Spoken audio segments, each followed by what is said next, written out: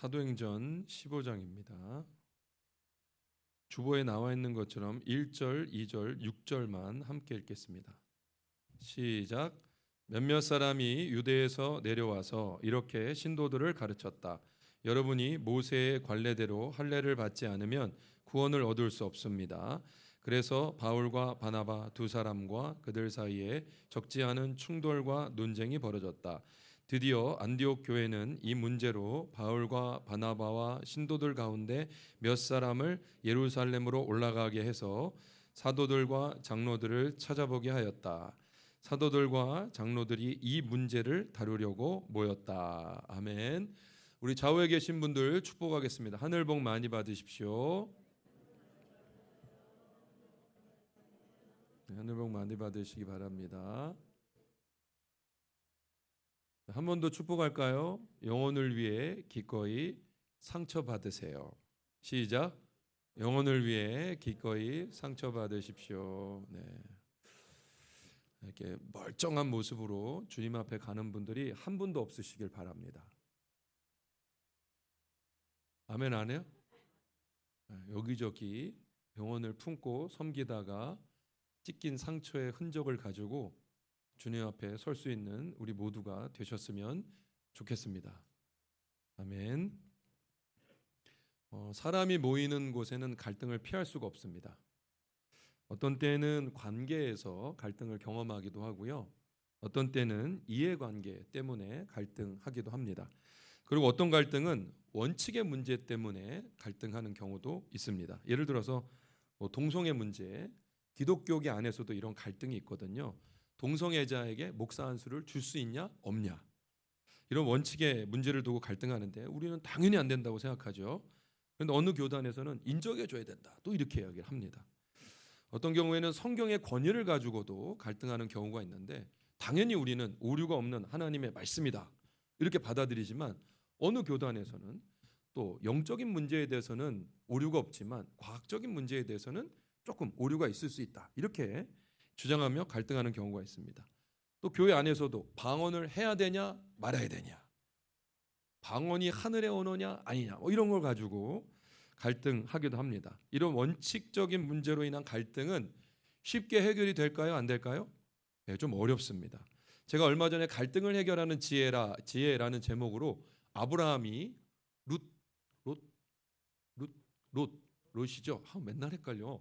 롯하고 갈등했던 그걸 전화드리면서 개인의 이권이나 이해관계가 걸린 문제라면 내가 좀 양보하고 용서를 빌거나 용서를 주고 끝낼 수가 있다 이렇게 말씀을 드렸는데 이 원칙의 문제가 좀 걸리면 양보하기가 쉽지 않습니다.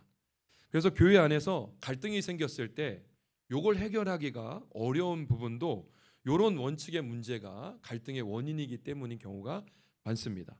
은사나 예배 형식이나 리더십 구조나 사역 방식이나 재정 사용의 우선순위나 이런 문제들이 걸려 있거든요. 근데 이런 문제는 교회나 교단뿐만 아니라 사업장이나 가정에서도 똑같이 경험을 하는 문제입니다.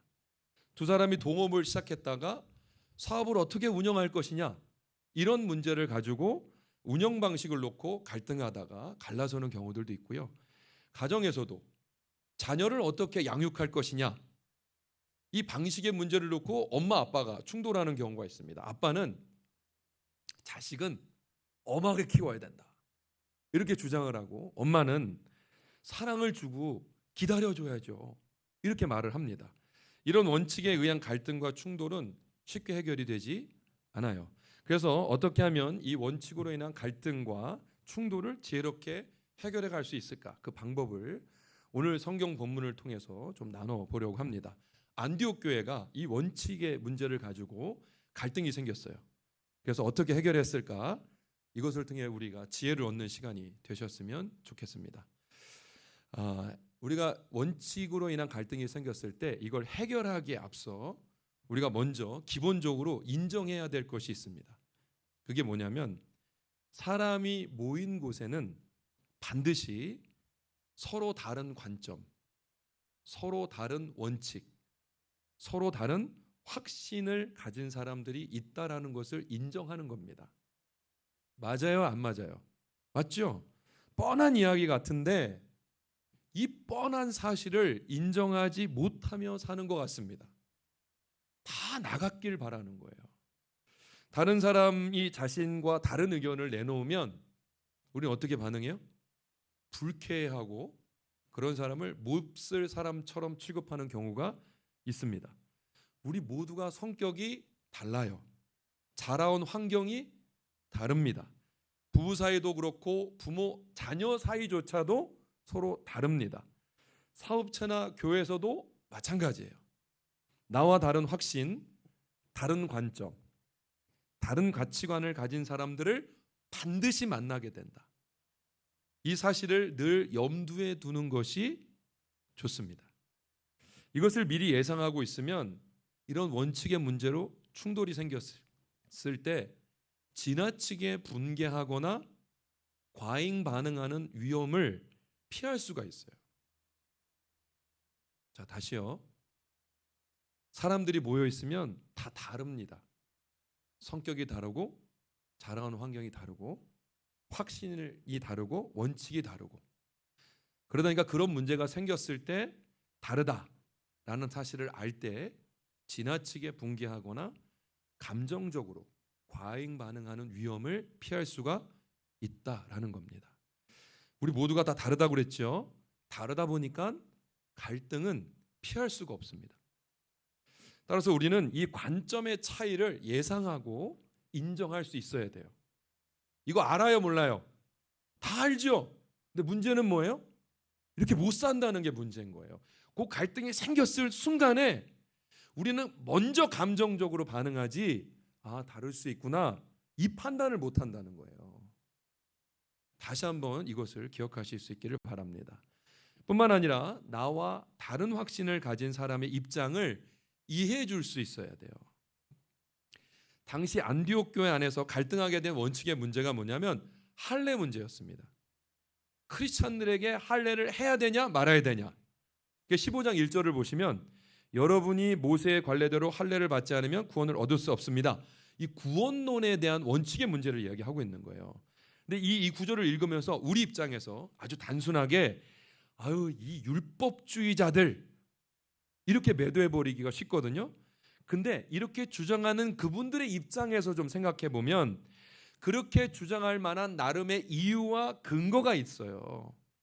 할례는 누가 명하신 거예요? 하나님이 명하신 거예요. 이스라엘 백성들에게 언약의 증표로 주신 겁니다. 또 할례가 뭐냐 이렇게 물어보시면 아이가 난 지 8일 만에 고추의 그 표피, 그 껍데기를 잘라내는 포경 수술과 같은 걸 의미하는 겁니다. 그래서 17장 창세기 17장 11절을 보시면 하나님께서 아브라함에 이렇게 명령하셨어요. 너희는 표피를 베어라. 이것이 나와 너희 사이의 언약의 표징이다. 하나님이 명령하신 거예요. 그렇기 때문에 이방인들이 유대교로 개종할 때 늘 할례를 요구해 왔습니다. 그렇다면 예수님이 유대인의 메시아로 오셨는데 이방인이 예수를 믿어 구원받고 하나님의 백성이 되었다면 그 증표로서 할례를 요구하는 것이 그들 입장에서는 너무나도 당연한 것이었어요. 더군다나 당시 이방인들은 대부분 도덕적으로 부패하게 살다가 크리스찬이 되었기 때문에 이 사람들을 향해서 할례를 받고 거룩한 모세의 율법을 지켜서 거룩하게 살아라 라고 요구하는 것은 그들의 입장에서 충분히 이해할 수 있는 것들이었습니다. 그러므로 내 확신과 원칙에 부딪히는 사람을 만났을 때 첫째는 그런 사람이 있을 수 있다. 나와 다른 사람이 있을 수 있다. 아니요, 많죠. 두 번째는 저분들은 왜 저렇게 생각할까? 왜 저렇게 말을 할까? 상대방의 입장에서 이해하려 보려는 노력이 필요하다는 것입니다. 다시요. 첫째를 뭐요? 나와 다르다는 것을 인정하는 거예요. 두 번째는 상대방의 입장을 이해해 보려고 하는 거예요. 이게 탁 먼저 나와야 돼요. 근데 우리는 보통 감정이 먼저 나와요. 불쾌하다는 거죠. 내가 이렇게 생각하고 있는데 나에게 이런 원칙이 있는데 당신은 왜 따라주지 않는 거야? 그게 뭐 성경적인 원칙이라 하면 이건 타협점이 아닌 거죠. 두 번째는 뭐냐면 다른 관점을 수용하는 거예요. 이어지는 이야기인데 크리스천들이 누릴 수 있는 큰 복 중에 하나가 뭐냐면 자유함입니다. 뭐예요? 자유함입니다. 너희가 진리를 알지니 진리가 너희를 자유케 하리라. 여러분 예수님 안에서 자유로우십니까? 잘 생각해 보세요. 자유로우세요? 자유로우세요? 크리스천이 누리는 참된 자유는 언제 느끼기 시작할까요? 리처드 포스터가 이런 말을 했습니다. 주위 사람들이 내 뜻대로 해주어야 한다라는 고집을 포기할 때. 뭐라고요? 주위 사람들이 내 뜻대로 해주어야 한다라는 고집을 포기할 때. 다른 사람이 내 의견에 반드시 따라줘야 한다라는 고집을 내려놓을 때 그때 자유로워지기 시작합니다. 다른 말로 자기중심성을 버리는 거예요. 이 자기중심성이 우리를 불행하게 만든다고 했잖아요. 사람들이 내가 원하는 대로 움직여줘요? 안 움직여줘요? 잘 안 움직여줍니다. 상황이 내 편이라고 그랬어요? 아니라고 그랬어요? 아니라고 그랬어요. 그런데 나중심적으로 살면 이게 너무 괴로운 거예요. 거기에 늘 묶여 사는 거예요. 그러니까 자유롭지 못한 거죠. 그러니까 자기중심적으로 예수 믿는다고 말하는 사람은 예수 믿으면서 계속 불만이 넘쳐나는 거예요. 왜냐하면 상황이 내 뜻대로 안 되거든요. 사람들이 내 마음대로 안 움직여 주거든요. 왜 인간관계에서 갈등하고 분노하고 욕구불만이 생기는가? 내 주위에 있는 사람들이 내가 원하는 대로 해주지 않기 때문입니다. 이것도 알아요, 몰라요? 다 알죠. 문제는 뭐예요? 이걸 자꾸 잊어버리고 산다는 거예요. 남편이 내 마음대로 살아줘요, 안 살아줘요? 안 살아주죠. 종윤교자매는 다르지만 네, 대부분의 남편들은 아내가 원하는 대로 안 살아줍니다. 회개합니다. 네. 아내가 남편 말 잘 들어줘요, 안 들어줘요? 안 들어주죠. 자식들이 내 마음대로 돼야 안 돼요? 안 되죠. 내가 원하는 대로 해주지 않으니까 거기서 뭐가 일어나요? 분노가 일어나죠. 우울증이 생기고 욕구불만이 생기고. 그러나 다른 사람들이 내 의견대로 따라줘야 한다라는 고집을 내려놓으면 애초에 분노하고 갈등하는 일이 현격하게 줄어듭니다. 분노와 갈등이 줄어드니까 거기서 자유함을 느끼고 자유로우니까 거기서 행복을 느끼게 되는 거예요. 우리 삶의 목적이 뭐예요? 우리 삶의 목적이 뭐예요? 예수님이 이 땅에 왜 오셨어요? 인자가 온 것은 섬김을 받으려 함이 아니라 섬기려 왔다. 예수님이 이 땅에 오신 목적이 그러다 하셨기 때문에 우리의 인생의 목적도 뭐가 돼야 돼요? 섬김을 받는 것이 아니라 섬기는 것이 되어야 한다고 말씀을 드렸습니다. 나 중심이 아니라 상대방 중심이 되어야 된다는 말이죠. 우리 예수님은 하나님의 아들이시잖아요. 아들로서 모든 것을 요구하실 수 있는 권리가 있으셨지만 예수님 그거 다 포기하고 오셨어요.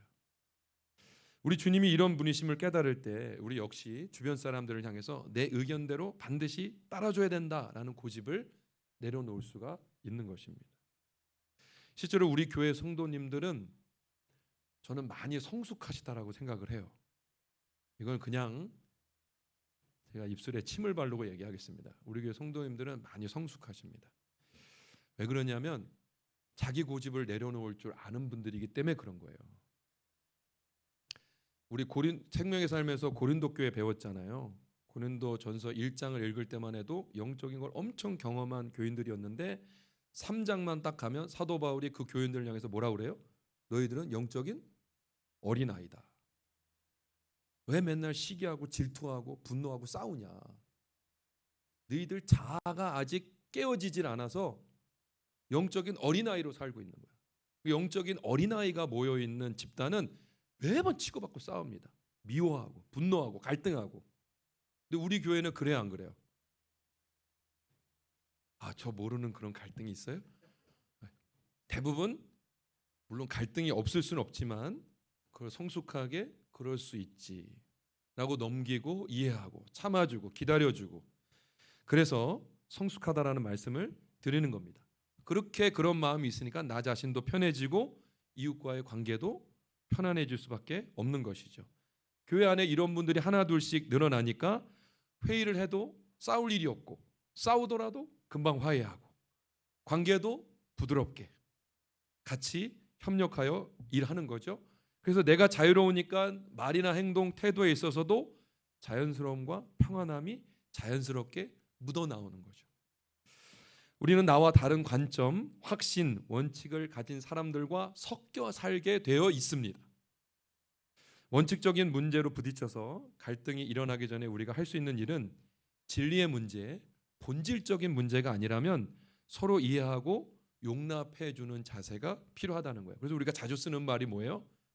죽고 사는 문제가 아니면 그냥 넘어가자. 진리의 문제를 가지고 우리가 타협할 수는 없지만 죽고 사는 문제가 아니면 그냥 넘어갑시다.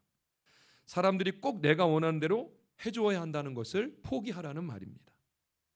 죽고 사는 문제가 아니면 수용하셔서 자유함을 누리시고 성숙한 크리스찬의 모습을 보여주는 성도님들 되시기를 주님의 이름으로 부탁드립니다.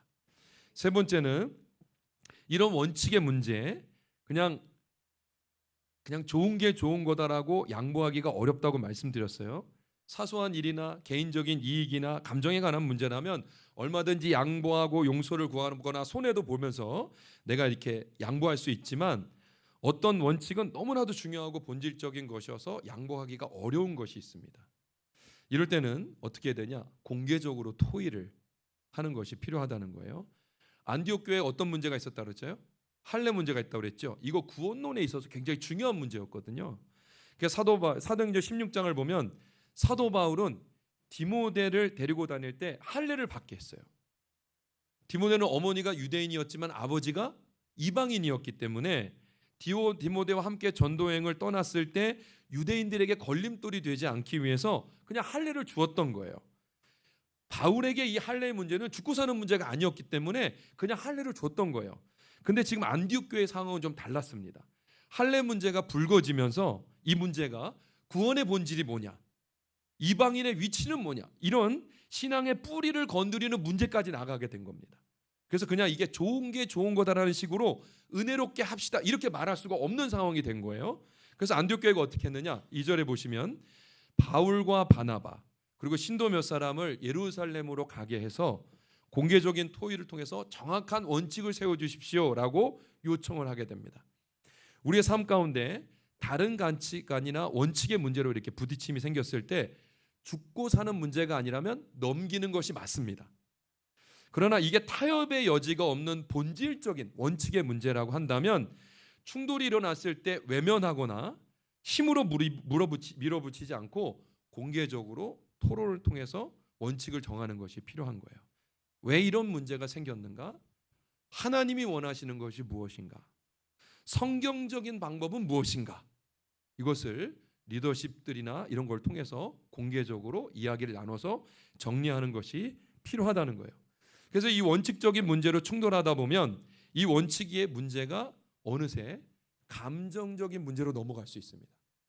우리가 항상 어떤 문제를 가지고 회의할 때 보면 그 문제를 가지고 회의를 시작했는데 시간이 지나다 보면 어떤 문제로 넘어가요?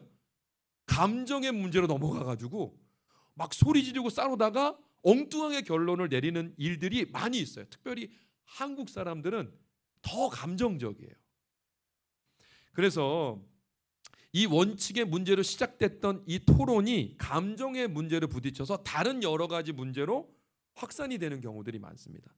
그래서 이런 상태에서는 공개적으로 토의하자고 모여 있어도 상대방을 비난하거나 자기 변명만 늘어놓기가 십상이에요. 이렇게 되면 공개 토의가 오히려 더 큰 분열을 가져오고 문제를 일으키게 됩니다. 그래서 공개적으로 토의하기 위해서는 쟁점을 명확하게 하는 게 필요해요. 어떤 문제를 가지고 토론을 하고 이렇게 회의를 하잖아요. 그러면 쟁점이 무엇인지를 명확하게 정의해야 된다는 겁니다. 지금 우리가 어떤 문제를 가지고 부딪히고 갈등하고 있는가? 이걸 어떻게 해결해 갈 것인가? 그 문제의 쟁점을 명확히 붙들고 가야 한다는 것입니다. 예루살렘 회의는 기독교 역사상 너무너무 중요한 회의였어요. 오순절 성령 강림이나 바울의 회심 사건 못지않게 교회의 방향을 결정짓는 것이었기 때문이었습니다. 이 회의는 개인의 감정으로 대립하지 않고요, 쟁점이 아주 뚜렷했어요. 5절을 보시면 이방 사람들에게도 할례를 행하고 모세의 율법을 지키도록 명해야 합니다. 이 문제를 들고 나온 거예요. 그러니까 이방인들에게도 할례를 주고 모세의 율법을 지키게 해야 하는가, 하지 말아야 하는가, 이 문제를 명확하게 붙잡았다는 겁니다. 근데 이 안에서도 이 사람들끼리 싸울 수가 있었어요. 이 사람들의 무리 안에는 복음파가 있었습니다. 그리고 할례파가 있었어요. 복음파는 하나님의 은혜로 구원을 주었기 때문에 할례 그까이 거 안 해도 된다, 이렇게 말하는 사람들이 있었고요. 할례는 하나님의 백성에 주신 징표이기 때문에 꼭 해야 한다라고 하는 이 갈등이 대립하고 있었던 겁니다. 그래서 하마터면 복음파와 할례파가 감정적인 대립을 할 수 있는 상황이었어요. 그런데 쟁점을 명확하게 하고 그 문제에 대해서 서로 이야기를 하고 있었습니다. 근데 어떤 교회를 보면 이 교회 안에서 목사들과 성도님들 사이에 갈등하는 모습들을 제가 많이 봐왔습니다. 평신도 지도자들은 목사님을 향해서 목사님이 독재한다, 이렇게 얘기하고, 어떤 또 목사님들은 교회 리더들을 향해서 교만하다, 목사의 말에 순종하지 않는다, 이러면서 막 갈등하는 걸 제가 봤습니다. 우스갯소리 같지만 옛날에 이런 얘기도 들은 적이 있어요. 골프를 치러 가가지고 골프를 땅 치면서 예이 김집사야 이러면서 그냥 골프를 쳐버린다. 그 얘기를 듣는데 우스갯소리지만 너무 마음이 아프고 안타까운 거예요. 왜 이렇게 대립을 하는가. 근데 그런 문제를 가만히 들여다보면 성격과 인격의 문제 같지만 사실 쟁점이 분명하지 않아서 원칙이 불분명해서 싸우는 경우들이 많이 있습니다. 목사가 해야 할 일과 평신도가 해야 할 일의 그 역할에 대한 분명한 정의가 이해가 없어서 서로 평신도는 목사가 담당해야 될 영역을 넘어서고 또 목사는 평신도의 사역을 인정해 주지 못하고, 이런 사이에 갈등을 일으키면서 서로 분열하는 경우들이 있거든요. 그래서 역할과 책임, 원칙이 분명하지 않아서 갈등하는 경우들이 교회에 많이 있습니다. 부부가 자녀 교육하는 문제에 있어서도 마찬가지예요. 하나님이 이 자녀를 우리에게 왜 주셨는가? 어떻게 하나님이 교육하길 원하시는가? 이 근본적인 원칙에 대한 동의가 서로 없기 때문에 서로 싸우는 거예요. 누구 앞에서? 아이들 앞에서. 그리고 감정적인 충돌로 이어지게 되는 겁니다. 그러므로 우리는 쟁점을 명확하게 할 줄 아는 것이 필요하다는 거예요. 왜 그래요? 감정적인 싸움으로 번져서 다른 문제로 확산되는 것을 방지하기 위해서입니다. 그럼 보세요. 어떤 중요한 문제를 가지고 이야기를 시작했다가 감정적으로 넘어가서 그 원칙적인 문제는 해결도 못하고 다른 문제로 확산되는 경우들이 많이 있으실 겁니다. 이것도 꼭 기억하시기 바라요. 왜 우리가 이 이야기를 나누고 있는가? 5번째는 하나님의 역사를 기억하시는 게 필요합니다. 그 쟁점을 분명히 정했다면 이 원칙 중에 어떤 것이 하나님의 뜻에 맞는가? 요거 질문이 생기게 되는데요. 이 질문에 답하는 좋은 방법이 있습니다. 바로 하나님의 지난 역사를 돌아보는 거예요. 과거에 어떤 원칙을 적용했을 때 하나님께서 복 주시는 역사가 나타났는가를 돌아보는 겁니다. 반드시 신앙적인 문제가 아니더라도 어떤 길을 선택해야 될지 모를 때 과거에 성공했던 그 원칙을 되돌아보는 거예요. 예루살렘 회의에서 베드로가 이 역할을 했습니다. 6절부터 11절까지 베드로가 뭐 했냐면 과거에 하나님께서 베푸신 역사를 돌아봤어요. 그게 뭐냐? 고넬료 사건입니다. 고넬료가 할례 받지 않았던 이방인이었거든요. 근데 베드로가 가서 복음을 전했을 때 어떤 일이 일어났어요? 유대인 사도들에게 임했던 성령 하나님이 똑같이 할례 받지 않은 이방인들에게 임했던 역사를 경험했었습니다. 그래서 할례 받지 않은 이방인에게도 차별 없이 베푸시는 은혜를 경험했다는 사실을 베드로가 사람들 앞에서 이야기를 한 거죠. 그래서 11절에서 이렇게 결론을 내립니다. 우리가 주 예수의 은혜로 구원을 얻고 그들도 꼭 마찬가지로 주 예수의 은혜로 구원을 얻었다고 우리는 믿습니다. 고넬료가 구원받았을 때 할례를 받거나 율법을 지켜서 구원을 받았느냐? 아니지 않느냐. 우리도 오직 은혜와 믿음으로 구원을 받았다면 이방인들도 마찬가지야. 그들에게 할례와 율법을 요구하는 것은 하나님을 시험하는 것과 마찬가지다. 이렇게 결론을 내린 겁니다. 과거에 하나님이 어떻게 역사하셨는가를 기억하면서 지금의 문제를 답을 찾아가는 거예요. 우리도 어떤 원칙을 따라가야 되는가 기로에 섰을 때 과거를 돌아보는 것들이 필요합니다. 언제 하나님의 역사가 일어났었던가. 목장이 따뜻하고 성장했던 때가 있었습니다. 그때 내가 어떤 마음으로 목장에 참석하고 목장을 섬겼는가. 내가 그때 어떤 원칙을 가지고 목장을 운영했는가. 제가 목자 목녀님들에게는 7가지 원칙을 꼭 붙들어야 된다라고 말씀을 드렸습니다. 그 7가지 원칙 중에 하나, 2개 핀트에서 벗어나면 그때부터 목장 사역이 힘들어집니다라고 말씀을 드렸어요. 뭔지 기억하세요? 기억 못하고 계신 거면 기억을 못하지만 이미 삶으로 살아내고 있으신 경우도 있고요. 그거를 놓쳤기 때문에 지금 목장 사역이 힘들어지는 것일 수도 있습니다. 그래서 목장 사역을 할 때도 따뜻하고 성장했던 때를 기억하면서 내가 그때 어떤 마음과 어떤 원칙으로 목장에 참여하고 운영을 했었는가, 이걸 돌아보는 거예요. 부부관계도 마찬가지예요. 연애할 때는 깨가 쏟아지고 하루도 못 보면 그냥 눈에 가시가 돋고 막 그랬는데 지금은 왜 소가 닭 쳐다보듯이 그렇게 덤덤하고 아무 감정도 못 느끼고 그러고 살아가는가. 예전에는 어떤 마음과 어떤 원칙으로 서로를 대했길래 지금은 과연 어떤 마음과 어떤 원칙으로 상대방을 대하기 때문에 지금 이런가.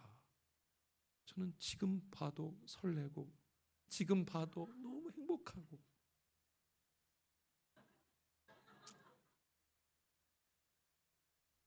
제가 그 고백을 해야 하네요.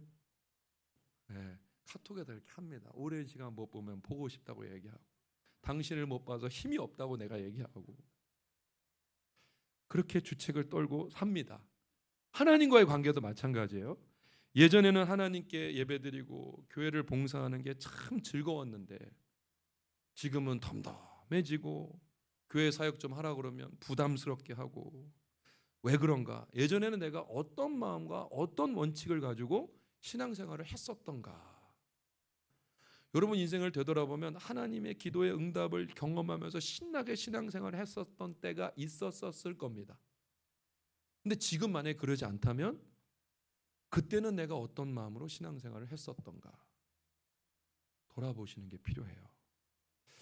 많은 경우에 답은 과거의 은혜 속에 숨어 있습니다. 원칙을 두고 선택해야 될 때 과거에 베풀어 주신 하나님의 역사를 기억해 보시기 바랍니다. 과거를 돌아보면서 그때 그랬지, 그때 그렇게 행복했고 하나님의 역사를 경험했고 일이 잘 풀렸지, 그런 결론을 얻었다면 반드시 그 결론을 성경으로 재확인해 봐야 됩니다. 우리의 과거를 잘못 해석할 수도 있거든요. 예를 들어서 어떤 분이 사업을 하다가 어려움을 겪습니다. 예전에 비즈니스가 잘 될 때는 그때는 교회를 안 다닐 때였지. 술도 적당히 마시고 뇌물도 잘 바치고 그때는 비즈니스가 잘 됐는데 교회 다니고 오히려 비즈니스가 잘 안 되는구나. 이렇게 결론을 내리면 이건 잘된 결론이에요, 잘못된 결론이에요? 잘못된 결론이죠. 그렇기 때문에 반드시 과거를 돌아보더라도 성경으로 점검해 보아야 됩니다. 예루살렘 회의에서 이 원칙이 그대로 적용이 됐어요.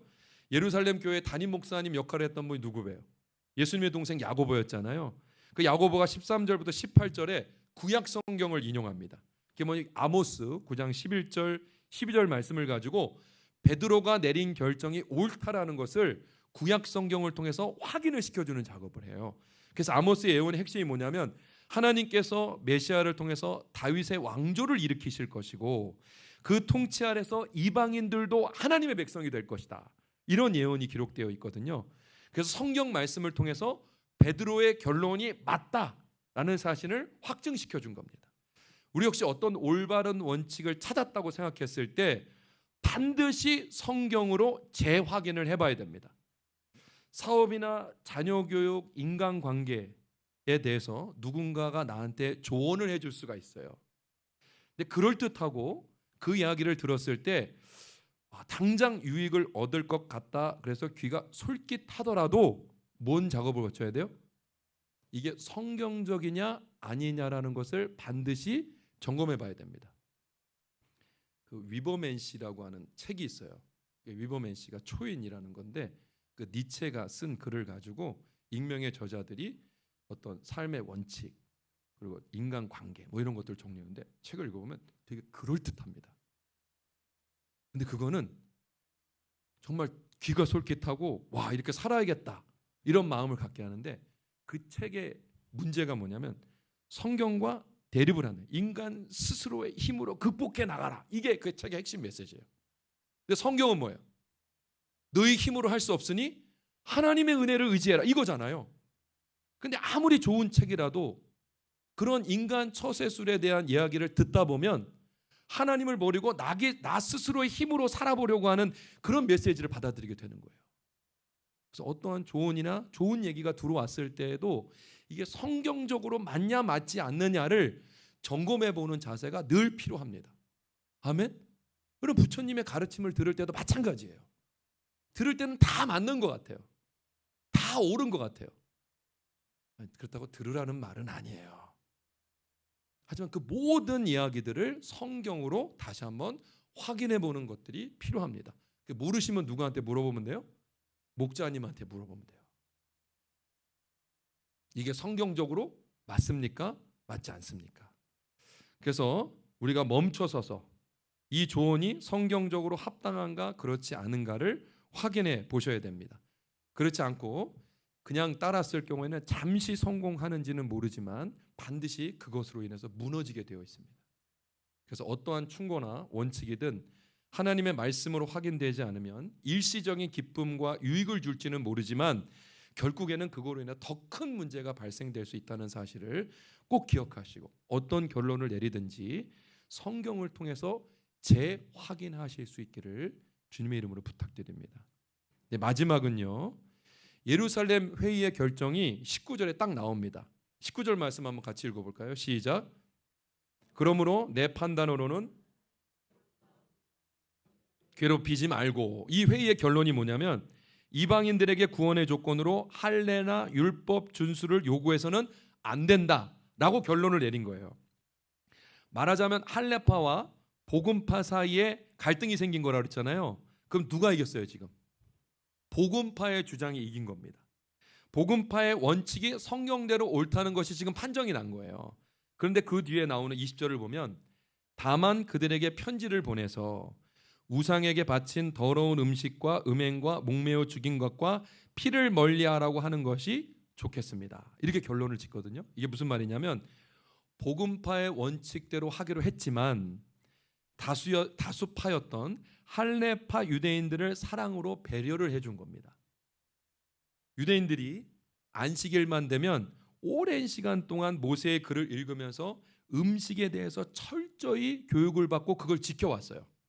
핏째 먹는 고기 절대 먹지 않았습니다. 하나님이 금하셨기 때문에.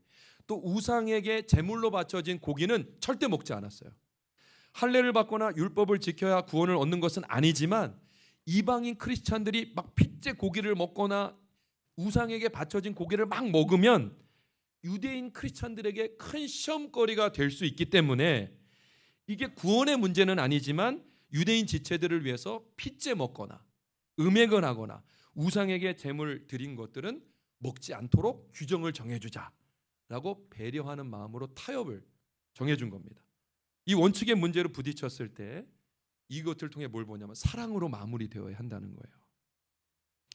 근데 사랑을 베풀기 쉬울 때가 있고 어려울 때가 있거든요. 내가 잘못하고 내가 미안할 때는 사랑으로 마무리 짓기가 쉽습니다. 내가 이미 낮아져 있기 때문에. 근데 정작 사랑이 필요한 순간이 언제냐면 내가 옳다고 증명된 그 순간이에요. 이겼다는 확신이 드는 순간 본능적으로 사랑보다는 우월감이 앞서게 됩니다. 예를 들어서 남성들이 아내의 말을 듣고 운전하다가 여보 그쪽으로 가면 잘못된 길 아니에요? 근데 무시하고 그 길을 갑니다. 가다가 잘못된 길로 들어간 거예요. 길을 물어보자. 여러분 여보 길을 좀 물어봐요. 근데 남편이 그 말을 들어야 안 들어요? 안 물어보고 길은 다 뚫렸으니까 가다 보면 나올 거야 이러면서 그냥 가잖아요. 근데 나중에 가다 보면 결국 누구의 말이 맞아요? 아내의 말이 맞잖아요. 그때 아내가 승리한 겁니다. 그때 남편을 향해서 거봐요. 내 말을 들었어야지. 내 말을 들으면 자다가도 떡으로 얻어맞는단 말이에요. 이런 식으로 쏴붙이면 남편의 마음이 어떨까요? 맞는 말을 듣고 기분 나빠하게 되는 겁니다. 옳았다는 사실이 오히려 관계를 찌르는 무기가 될 수 있다는 것이죠. 그때 아무 말 없이 넘어가 준다면 그 옳음이 사랑으로 완성이 된다는 거예요. 예루살렘 교회가 이렇게 했어요. 복음파의 원칙이 분명히 승리했지만 그 승리를 앞세워서 유대인들을 막 몰아붙이지 않고 오히려 그들의 입장을 배려해 줬다는 거예요. 그래서 예루살렘 교회는 성공적이고 평화롭게 결론을 내릴 수가 있었던 겁니다. 내가 옳다라는 확신이 들었을 때, 내가 옳다라는 것이 입증되었을 때 그때 막 밀어붙이는 것이 아니라 나와 다른 의견을 가진 상대방을 사랑으로 배려해 주는 태도가 필요하다는 말씀을 드립니다. 이런 내용들 우리가 알아요, 몰라요? 알죠. 근데 기억하고 살아요? 잊어버리고 살아요? 잊어버리고 살죠. 이 원칙대로 살아요, 못 살아요? 못 살고 있죠. 그래서 기억하고 살아내는 연습을 하는 겁니다.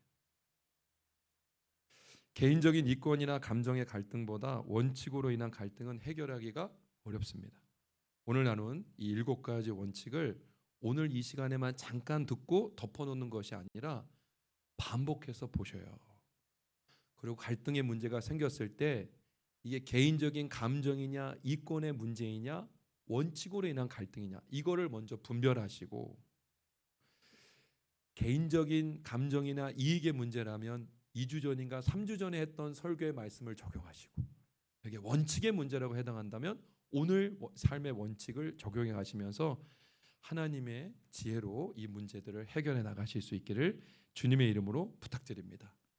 그래서 갈등이 없을 수밖에 없지만, 있을 수밖에 없지만 이것을 하나님이 주신 지혜와 사랑으로 잘 화해를 하고 풀어내서 믿지 않는 자들이 봤을 때 서로 저렇게 다른 사람들이 어떻게 하나의 공동체를 이루며 아름다운 하나를 이뤄갈 수 있을까라는 것을 바라보고 경험하게 할 수 있는 우리 모든 공동체 성도들이 되었으면 좋겠습니다. 다 같이 일어나시겠습니다.